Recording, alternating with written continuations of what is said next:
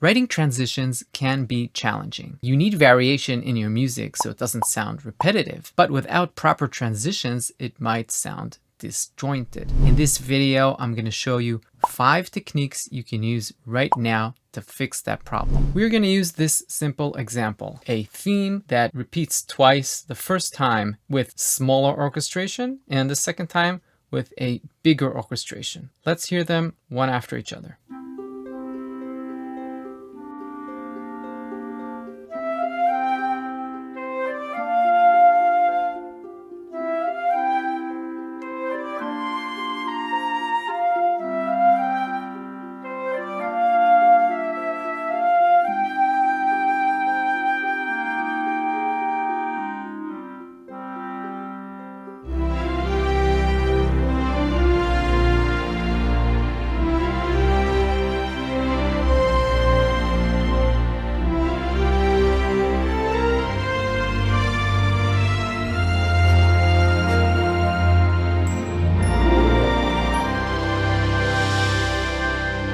Okay, so we've got a whole bunch of differences between the first time the theme is introduced and the repeat. For starters, the melody moves from flute to horns and violins. The accompaniment starts off with a harp arpeggio and goes into long sustained strings. There is this secondary accompaniment part in the first orchestration, which does not appear at all in the second orchestration. And in general, we've got an intimate orchestration followed by a big, expansive orchestration. Now, even though we've got all of these changes in place, it still sounds decent. The theme itself is gluing these two parts together. But this video is about creating transitions, so I'm going to try to make this way smoother, and I think we'll also gain some other bonus upgrades to the music in the process. The first technique is introducing instruments from the second orchestration before the theme comes in. So I created a new part in the strings that comes in a little bit before the repeat of the theme kicks in. Let's listen to this transition material on its own.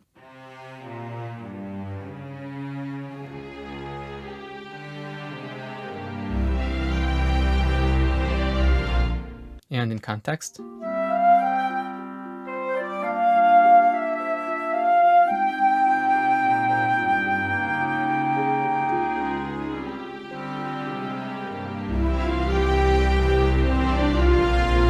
It is subtle, but that little string sound tickling our ear a few seconds before that big change in orchestration makes things a little smoother. Now, the second technique is very similar, but going the other way. Instead of instruments cutting out abruptly, I will take the instruments from the first orchestration and let them continue so we can still hear that same timbre also when the second orchestration kicks in. For instance, I can take the woodwinds, which are pretty much cutting off here, and I've added some inner parts and some counter melody parts, so we still have the same sound continuing.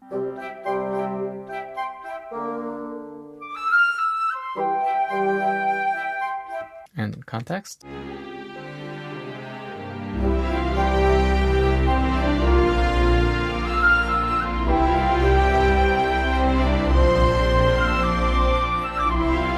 So basically, instead of having 2 different orchestrations back to back, having parts of the first one and parts of the second one intertwine, we get a much smoother transition. The third technique is to introduce rhythmic elements from the second orchestration a few bars before it kicks in. In our example, we've already done that actually, because the main thing that changed rhythmically is we moved from arpeggios to long sustained chords, and this little string part that I added both gave us the timbre of the instruments that are coming up and the rhythmic feel that is coming up. Now you may have guessed the fourth technique, which is letting some of the rhythmic elements from the first orchestration go on into the second orchestration. So here, instead of cutting off the harp, I will let it continue with a pretty similar arpeggio, a little bit quieter, and a little bit more sparse to leave room for the rest of the stuff.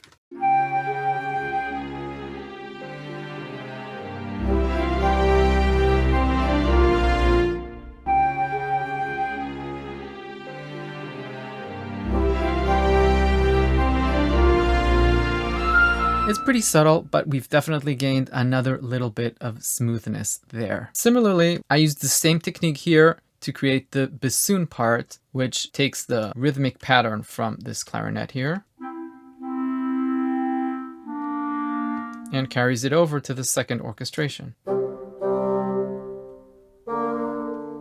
And in context, try to listen for the bassoon.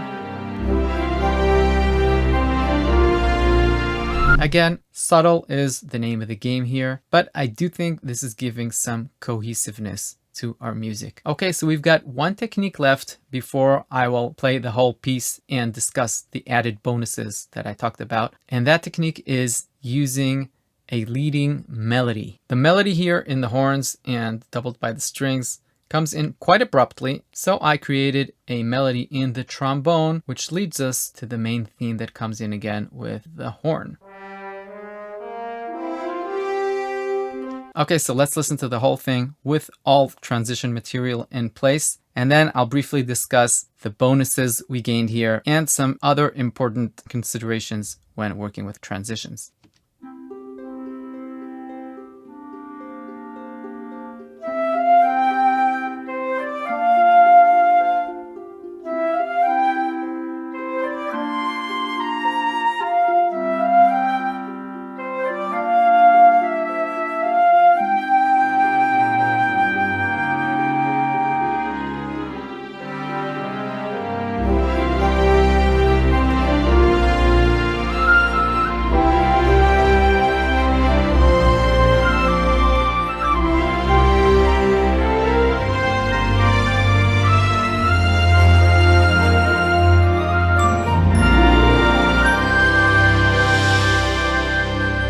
You can use one of these techniques, you can use two, you can use all five together like I did here. There are no rules. What I would do is use one of them, listen, is this smooth enough? If you're not sure, add another one.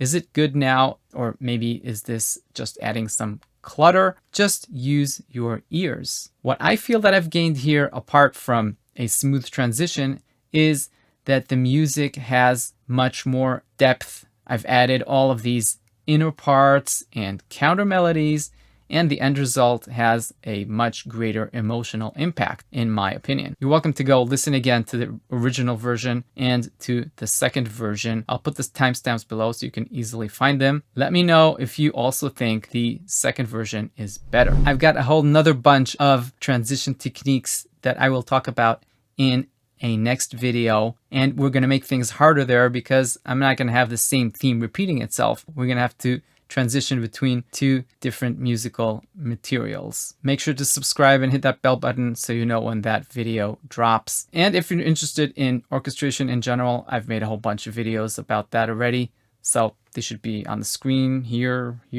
somewhere. Check them out if you haven't done so yet. Until next time, goodbye.